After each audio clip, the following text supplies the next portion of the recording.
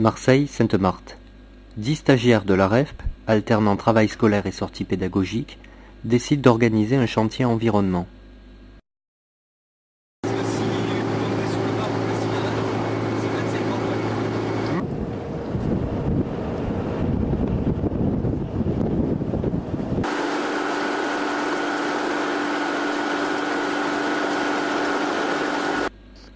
Une sortie retient particulièrement leur attention. C'est décidé, ce sera en Camargue. Il ne reste plus qu'à organiser. Son nom, oui, tout à fait. C'est Jean-Charles, son prénom, et Chauchois, son nom, C-H-O-C-H-O-I-S. C'est un village camarguais qui a une particularité, c'est le plus grand site industriel de la ville d'Arles, ce qui est quand même quelque chose d'assez étonnant. Quand on pense à la Camargue, on se dit c'est les chevaux, c'est les taureaux, c'est la nature. Il y a deux sites très importants, c'est la société Solvay et la compagnie des Salins du Midi. Une particularité de Salins-Giraud aussi, c'est sa situation géographique. Nous sommes dans une petite île, mais avant tout quand même Salins-Giraud et ses environs, c'est la Camargue, c'est la capitale démographique de la Camargue. C'est sa plage et je pense que c'est un coin bien agréable où vous avez pu, j'espère le constater, quelque chose d'assez fabuleux avec au domaine de la palissade le dernier secteur zone inondable, c'est-à-dire que la Camargue a été protégée des eaux par des digues aussi bien du côté du Rhône que de la mer. Par contre, le domaine de la palissade est resté dans un état naturel. Alors, les activités du domaine de la palissade tournent autour de deux grands axes qu'on va qualifier d'un, la protection du site et du milieu naturel. La deuxième orientation, elle est donnée sur l'accueil du public. Ici, on est à l'embouchure du Grand Rhône, et en fait, on est donc situé totalement hors des digues. Le Rhône, quand il déborde, il couvre l'ensemble du domaine, mais la mer aussi. Et bon, ça, c'est une grande richesse au niveau biologique, parce qu'on fonctionne comme fonctionne la Camargue à l'origine, mais ça peut être aussi source de problèmes, notamment par l'apport de déchets. Donc en fait, présence du sel qui est un facteur limitant pour les végétaux, et présence d'un climat méditerranéen très exigeant au niveau des plantes. C'est les principales caractéristiques du milieu naturel. Le climat et la présence du sel dans le sol. Il existe aussi des mammifères, des sangliers, des renards, des belettes, des choses comme ça. Mais ça, on ne se démarque pas.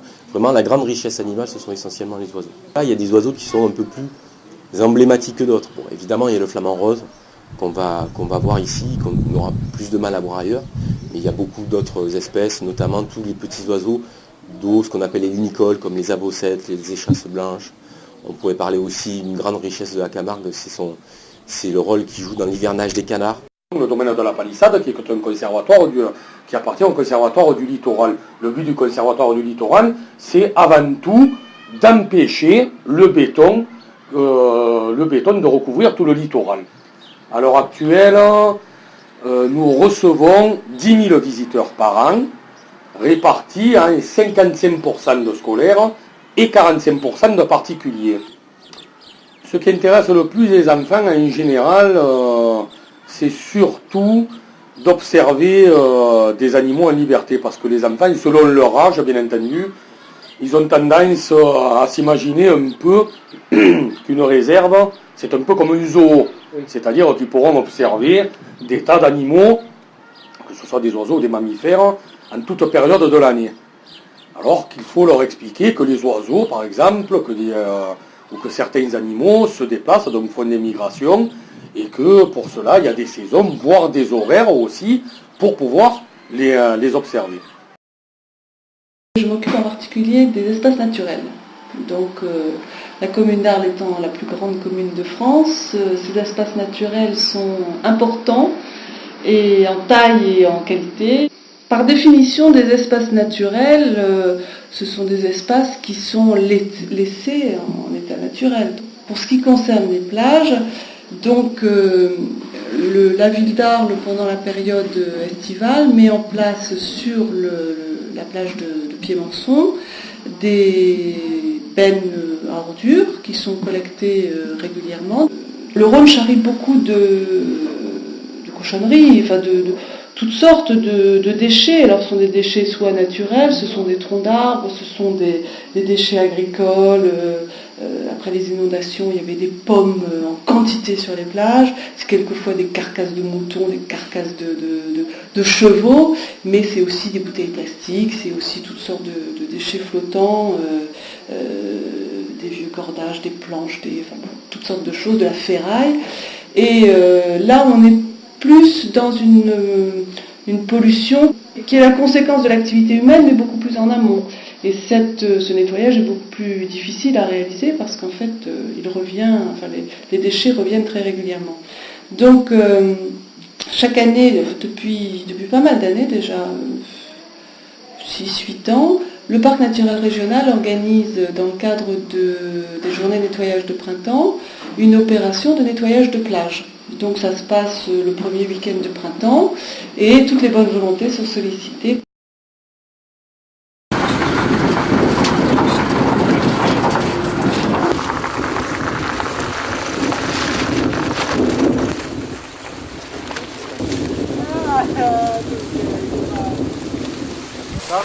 Oui. Voilà. Pascal, il y a des serpents ici.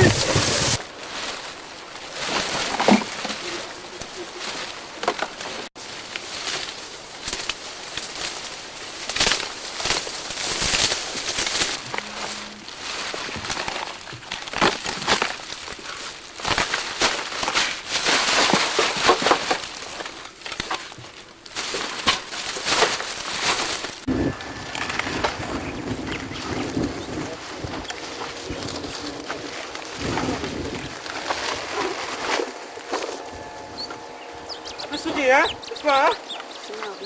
Ah, mais c'est trop lourd, hein?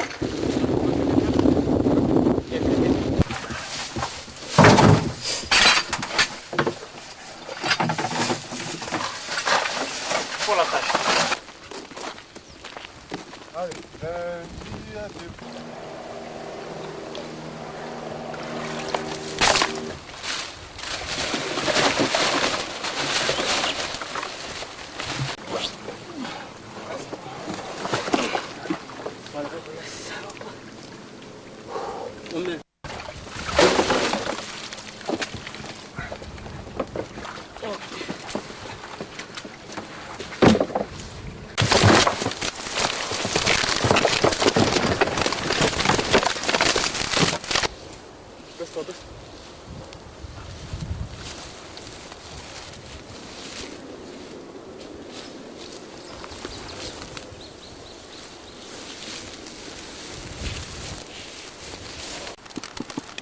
On peut pas aller plus loin, il faut recaler maintenant.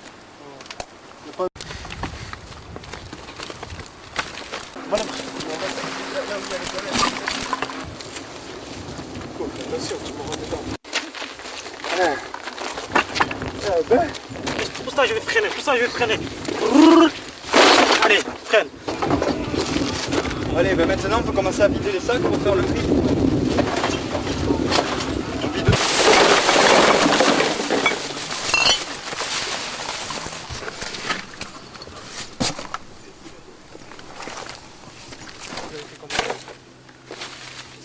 En mètres, tu comptes ça, tu vas pas loin. Ouais, c'est fermé, bien. À quelle heure on est arrivé? Je l'ai mangé celui-là, laissez-le manger.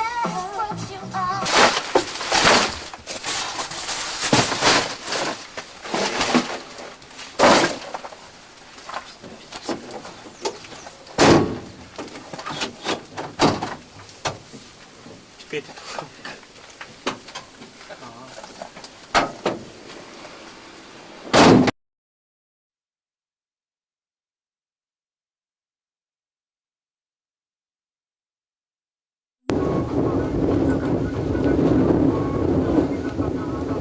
Je fais cuire le riz. Et là, je fais les belles pâtes. C'est ça. Donc un beau programme quand même pour la soirée, j'avais oublié de vous le dire tout à l'heure, mais... Les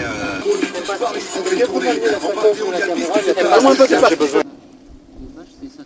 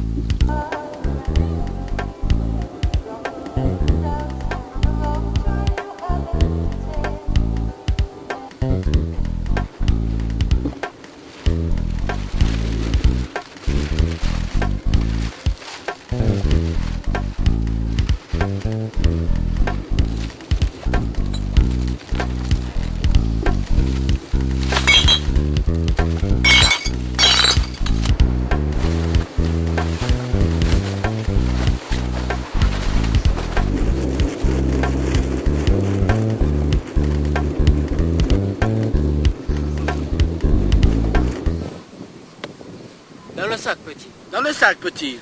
Dans le sac petit. Ah ouais, morceau. Parce que sinon, on va pas pouvoir tirer.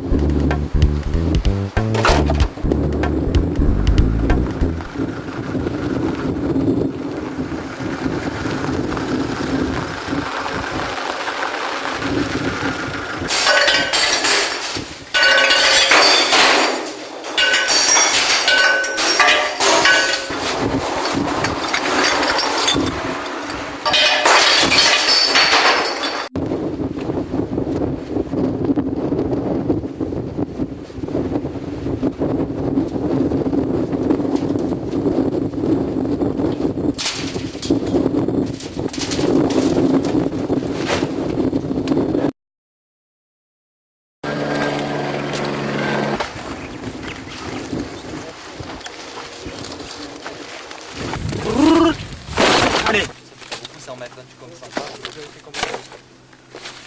Et là, je fais les belles pattes.